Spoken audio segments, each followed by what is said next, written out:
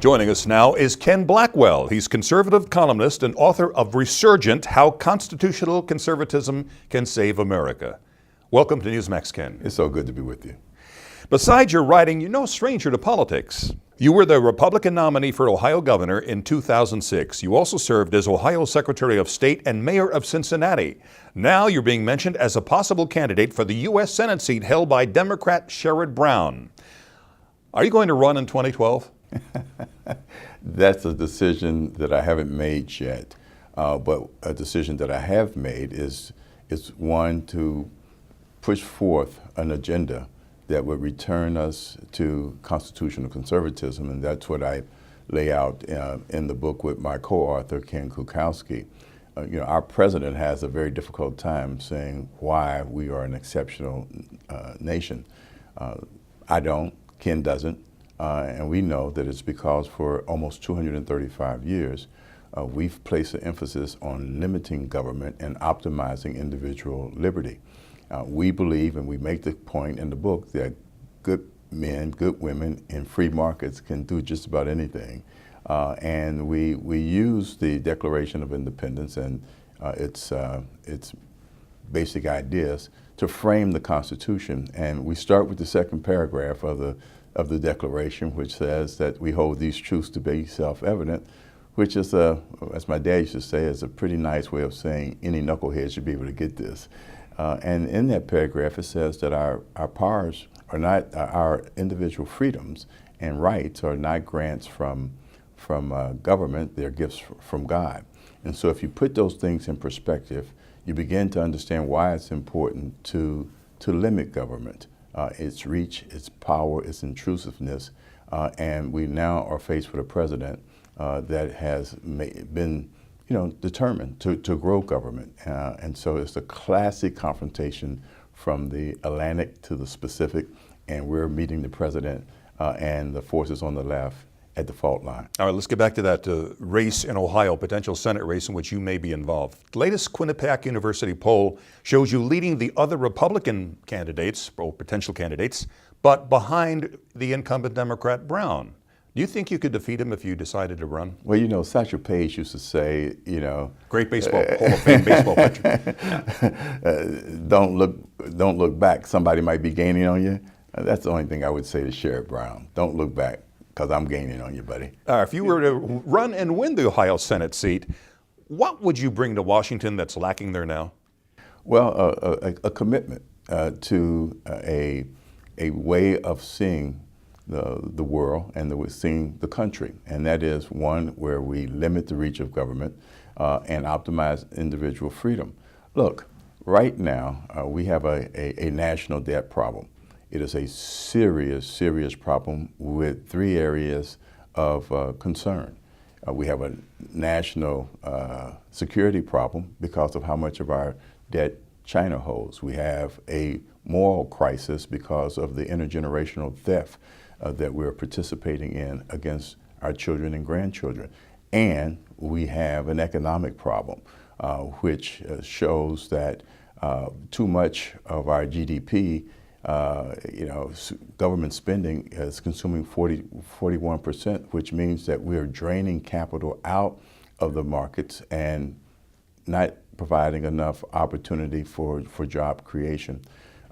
I would bring almost 35, 36 years of experience in making government small, less intrusive, cutting taxes, and putting us back on a path of growth and opportunity and job creation. That's what Americans want.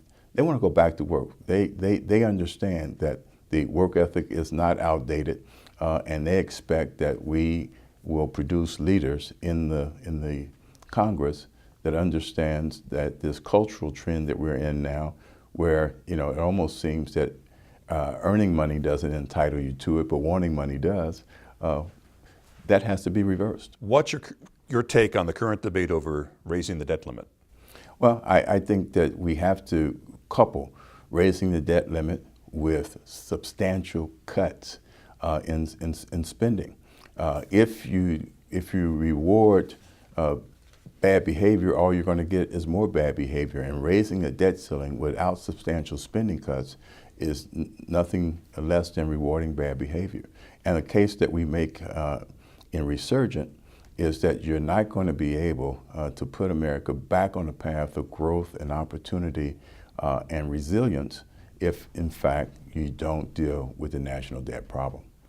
Congressman Paul Ryan's plan to deal with out-of-control spending includes, of course, major changes to Medicare. Do you support those changes? I absolutely do. The only way that we're going to save Medicare for future generations is by doing the right thing now. The most irresponsible thing to do is to say that we're going to do nothing and to use scare tactics to sort of quell any attempts to reform the system. You write about how economic, social, and national security conservatives all have to pull together, and that the GOP needs to form alliances with the Tea Party and the Christian right.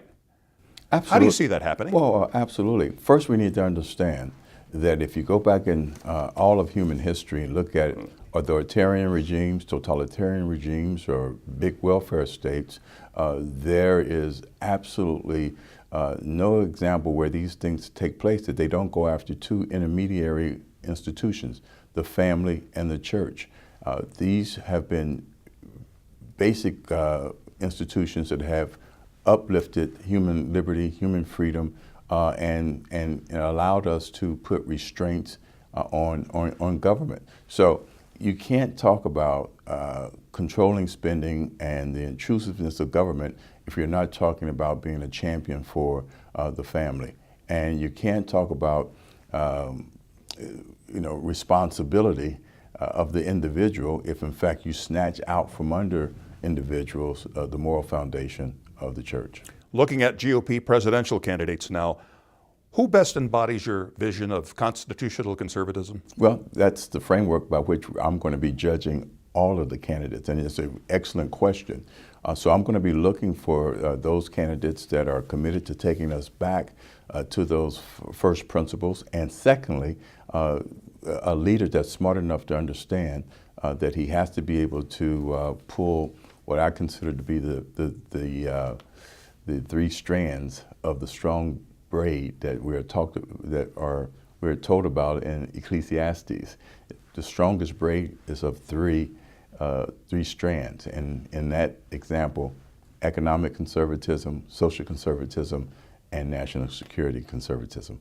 I think that is going to be the braid of the future for America, so that in our third century, we remain the exceptional nation that all of the world envies and desires to emulate.